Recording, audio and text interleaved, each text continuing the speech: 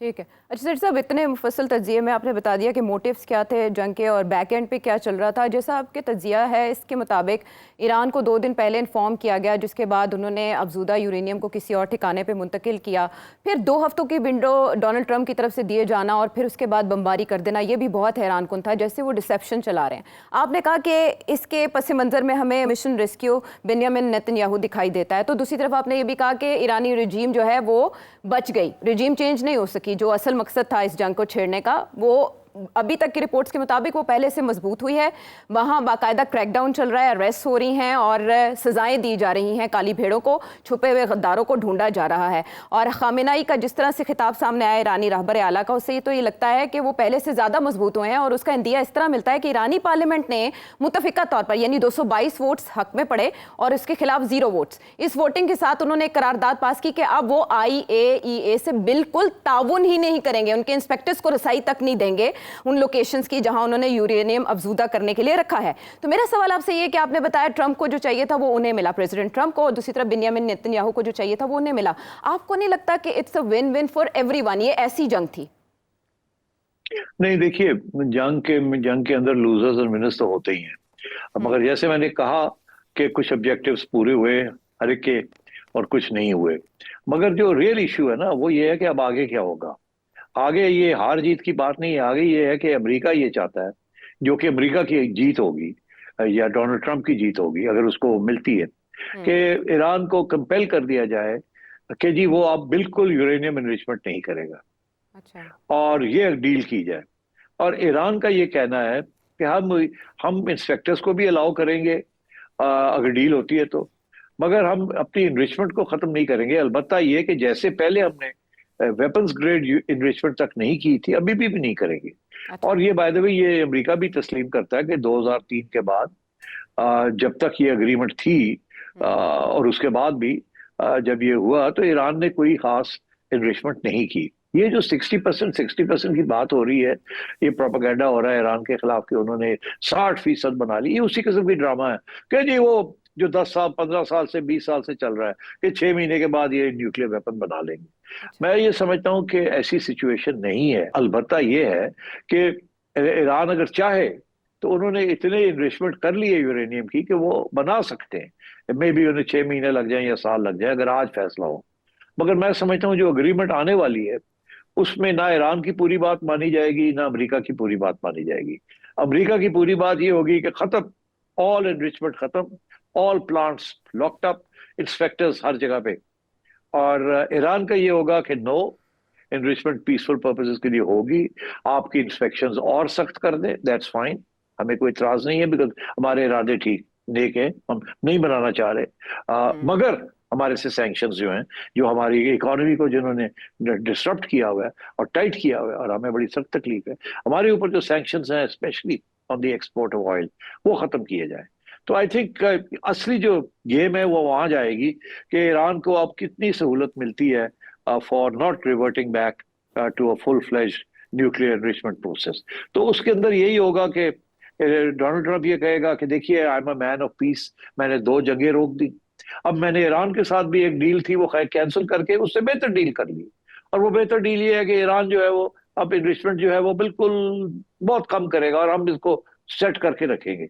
और हमने एक रिवॉर्ड भी दिया है, क्योंकि उसने अच्छा बच्चा बना है तो हमने उसको रिवॉर्ड दे दिया। ईरान ये कहेगा हम तो पहले ही नहीं कर रहे थे, तो अब अच्छा हुआ हमने अच्छी सियासत की है और हमने हमारे अपने से ऊपर जो सैंक्शंस हैं वो हमने वो खत्म करवा लिए हैं। ठीक है, नुकसान तो हुआ है, मगर वील रीबिल्ड ईरान।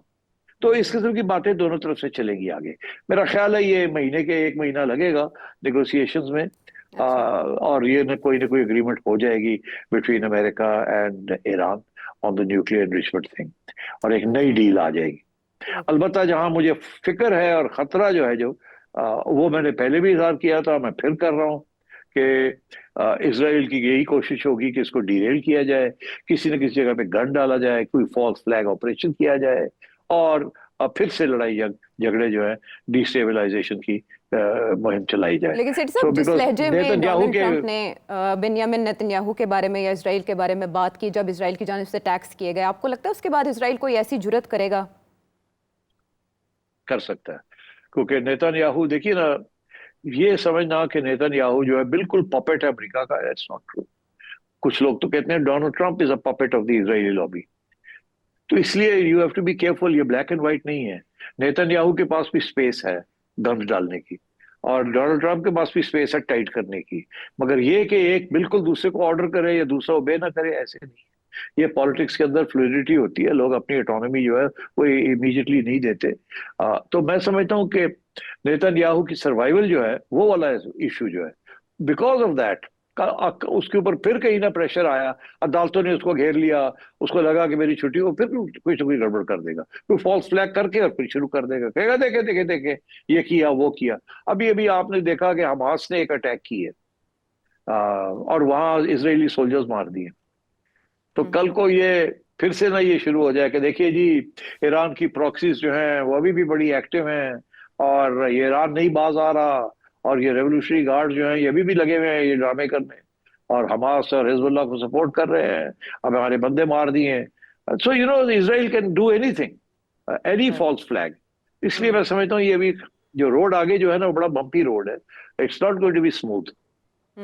और इस्राएली लॉबी के बारे में हमेशा से खदशात का इजहार किया जाता है कि वो इतनी स्ट्रांग है कि वो नुकसान भी पहुंचा सकती है अगर कोई उनके जो अहदाफ है उनके खिलाफ जाए। जैसे मुशाहिद हुसैन सैयद साहब ये बात करते हुए पाए गए हैं कि अब प्रेसिडेंट ट्रंप की जान को खतरा हो सकता है। Do you think so? नहीं, I don't think so. Okay. खतरा हर अमेरिकन प्रेसिडेंट को होता है। काफी पागल लोग हैं अमेरिका में और हथियार बहुत है, तो वो तो किसी वक्त भी मसला बन सकता है। मगर जो लोग इस किस्म के काम करते हैं ना वो actually they are supporters of Donald Trump.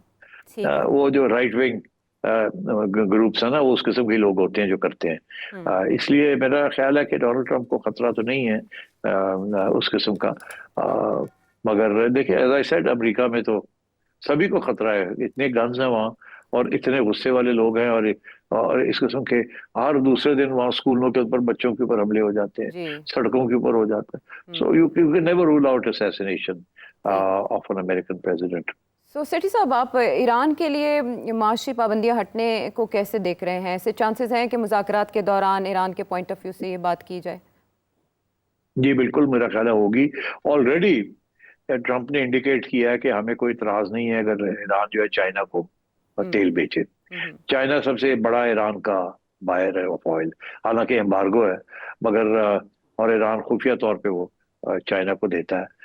तो मगर डोनाल्ड ट्रंप ने कहा हमें कोई इतराज नहीं है, आफ्टर ऑल कोई ऐसी बात नहीं है। और इसी तरीके के साथ उन्होंने इंडिया को इजाजत दी हुई है कि आप ईरान से खरीदें।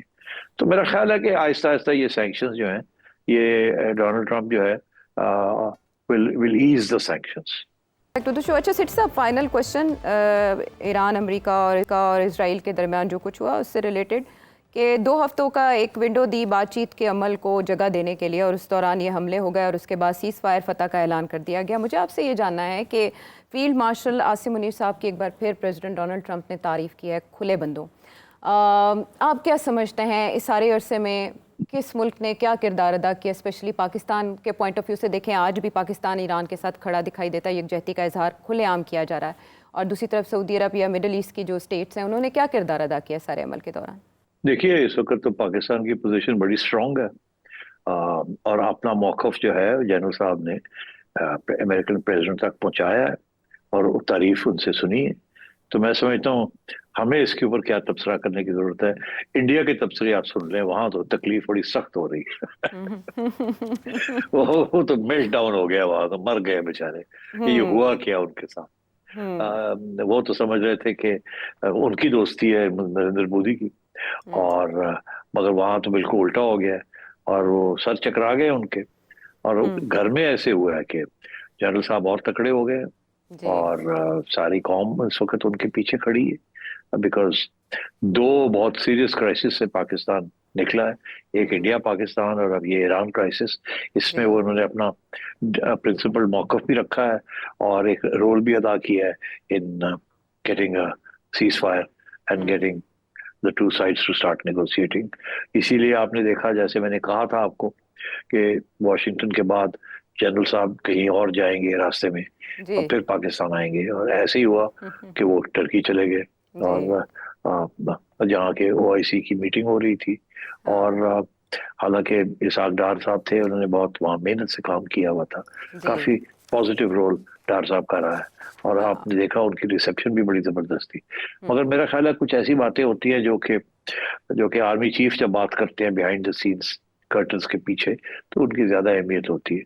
तो आई थिंक उनकी जब तारीफ की डोनाल्ड ट्रंप ने और उसके बाद वो आए टर्की, तो उन्होंने वहां भी कोई ना कोई बिहाइंड द सीन्स तो रोल प्ले किया होगा और पॉजिटिव रोल किया होगा। और इसीलिए सब लोग बहुत कीनली देख रहे थे जब नेटो समिट में प्रेसिडेंट ट्रंप मिले तैयब एर्दोगान से, तो गर्मजोशी के साथ उन्होंने मुसाफा किया और बाद में फिर उनकी एक तस्वीर भी वायरल हुई जिसमें दोनों साथ बैठे हैं।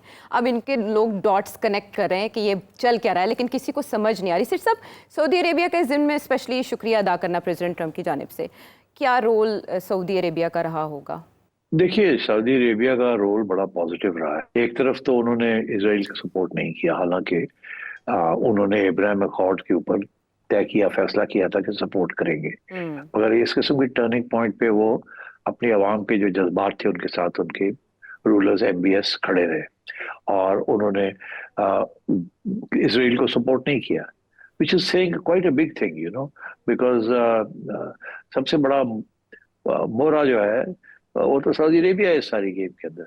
इसराइल की यही कोशिश है, अमेरिका की भी यही कोशिश है कि इस्लामिक वर्ल्ड को वो लीड करके और इसराइल की रिकग्निशन की तरफ बढ़े, मगर उन्होंने इस किस्म की पेशकदमी को बिल्कुल ही निपट लिया। उन्होंने कहा नहीं, ऐसे नहीं होगा, ये फलस्तीन का मसला हल होगा। तो आई थिंक सऊदी अरेबिया ने बड़ा वाइज किस्म का पोजीशन इख्तियार की है, जो पाकिस्तान ने भी उसी किस्म की वाइज पोजीशन इख्तियार की है। वो सऊदी ज्यादा सेंसिटिव है ना, बिकॉज वो बिल्कुल करीब में है और वहाँ ऑलरेडी बड़े मसले हैं वहाँ, and they need American support. तो इसलिए आई थिंक शुक्रिया अदा करना बड़ा जरूरी था कि ये सब ममालिक को जो कि खड़े रहे। तो all is well that ends well. After all अपने एलाइज के साथ तो खड़ा होना पड़ता है, मगर at the same time Iran को उन्होंने डिच नहीं किया, and so they played a positive role. All is well that ends well. That concludes this chapter हमारी डिस्कशन का। और अब हम बात करेंगे कान में कौन वाइज पॉलिटिक्स कर रहा है, एक ब्रेक के बाद।